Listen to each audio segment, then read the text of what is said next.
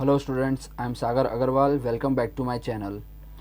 Students, our subject is social science for class 8. तो students हमने हमारा चैप्टर नंबर 5 चालू किया था नेचुरल डिज़ास्टर्स। मैंने आपको बताया था कि नेचुरल डिज़ास्टर्स क्या होता है, किस तरीके से होता है। तो स्टूडेंट्स हमने देखा था अर्थक्वेक किस तरीके से होता है। मैंने आपको बताया था कि जो अर्थ के नीचे का जो सरफेस होता है वहाँ पे प्रॉब्लम क्रिएट होने की वजह से या फिर वहाँ पे ट्रेम्बलिंग शेकिंग होने की वजह से अर्थक्वेक आने के चांसेस बढ़ जाते हैं। अर्थक्वेक के नीचे की जो प्लेट्स होती हैं वो खिसक जाती है तो अर्थक्वेक आने की संभावना होती है। एपिक सेंटर और हाइपो सेंटर के बारे में मैंने आपको बताया था कि वो क्या होता है, और वहाँ पे अगर कुछ प्रॉब्लम क्रिएट होती है, वहाँ पे अगर रॉक्स टूट जाते हैं, खिसक जाती है प्लेट्स, तब जाके अर्थक्वेक आता है। और अर्थक्वेक आने की वजह से कितना नुकसान होता है ये हम सभी जानते हैं। बिल्डिंगें टूट जाती है या तो ज़मीन में धंस जाती है बिल्डिंगें की बिल्डिंगें, जिसकी वजह से बिल्डिंगों का नुकसान तो होता ही है, लोगों का नुकसान भी होता है, साथ साथ में काफ़ी बार काफ़ी लोगों की जान भी चली जाती है, काफ़ी लोग इसमें अपनी जान गंवा देते हैं। तो मैंने आपको ये अर्थक्वेक के बारे में बताया था। फिर मैंने आपको बताया था वॉल्केनो के बारे में, वॉल्केनिक इरप्शन कैसे होता है, ज्वालामुखी कैसे फटता है, मैंने आपको ये बताया था। तो ज्वालामुखी के फटने से वहाँ के जो एरियाज़ होते हैं वो सबसे ज़्यादा इफ़ेक्ट होते हैं। नियर बाय एरियाज़ जो होते हैं उस माउंटेन के आसपास के, वो बहुत ज़्यादा इफ़ेक्ट करते हैं। मैंने आपको बताया था कि किस तरीके से वॉल्केनिक इरप्शन होता है।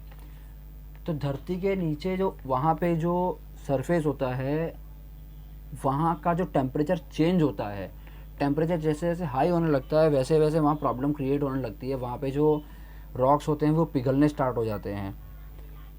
वहाँ पे गैस और वेपर का जो चालू होना होता है, मीन्स जैसे हम बोलते हैं कि अगर कोई चीज़ हीट हो रही है तो उसमें से गैसेस निकलता है, वेपर बनता है, तो वो वहाँ पे बनना स्टार्ट हो जाता है क्योंकि टेम्परेचर बहुत ज़्यादा हाई हो जाता है, जिसकी वजह से वहाँ पे गैस फॉर्म होने लगता है। और वो गैस क्या करता है, जो भी वहाँ पे लावा क्रिएट होता है, मैग्मा क्रिएट होता है, उसको क्या करता है, वो गैस बाहर की तरफ पुश करता है बहुत ज़्यादा फोर्सफुली, क्योंकि टेम्परेचर हाई होता है।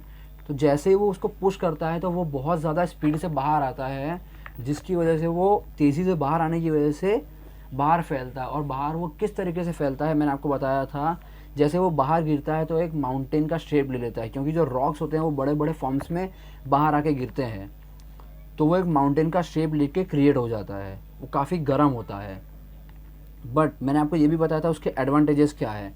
ये एडवांटेजेस फार्मर्स को मिलता है फर्टिलाइज़र्स के लिए, फर्टिलाइज करने के लिए, उनकी जो फील्ड होती है उसको फर्टिलाइज करने के लिए जो न्यूट्रिएंट्स होता है वो सफिशेंट मिलने लगता है प्लांट्स को। मैंने आपको ये बताया था। अब हम देखते हैं tsunami. Due to volcanic eruption और earthquake on the sea floor, high oceans waves are created, they are known as tsunami.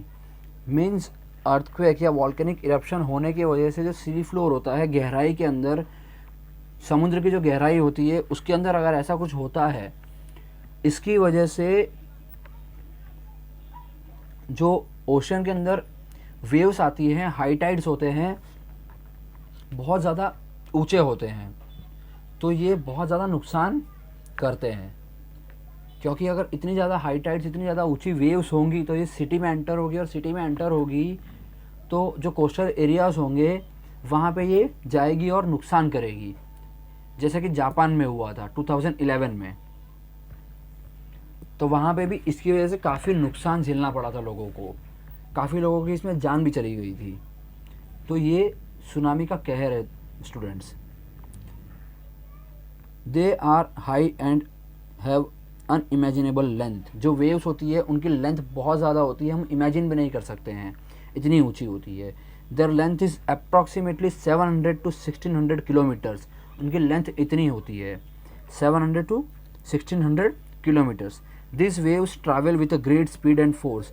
जो वेव्स होती है वो बहुत ही ज़्यादा स्पीड से और बहुत ही ज़्यादा ताकत के साथ, बहुत ही ज़्यादा फोर्स के साथ आती है, तो वो सब कुछ बहा के ले जाती है।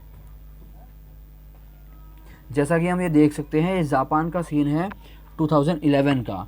जिस तरीके से डिस्ट्रक्शन हुआ था सिटी में एंटर होने के बाद, काफ़ी नुकसान पहुंचाया था इसने, काफ़ी लोगों की इसमें जान भी चली गई थी।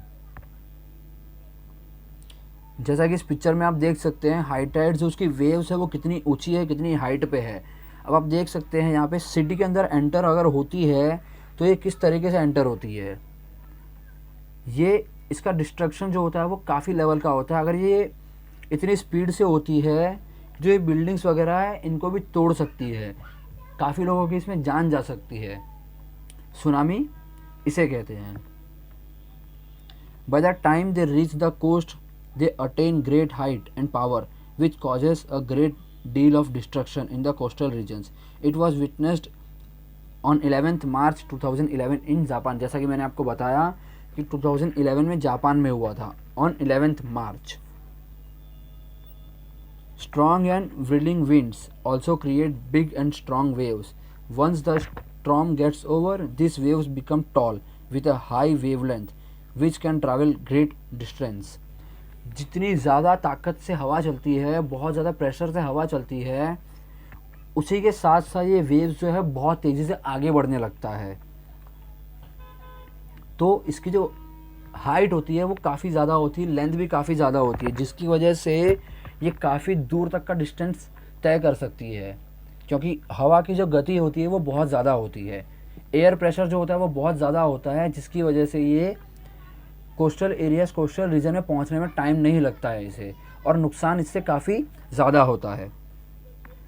सच waves cause a great deal of destruction in the coastal regions, hence they are known as the destructive waves. मैंने अभी आपको बताया कि वो किस तरीके से डिस्ट्रक्शन करती है, किस तरीके से नुकसान पहुंचाती है।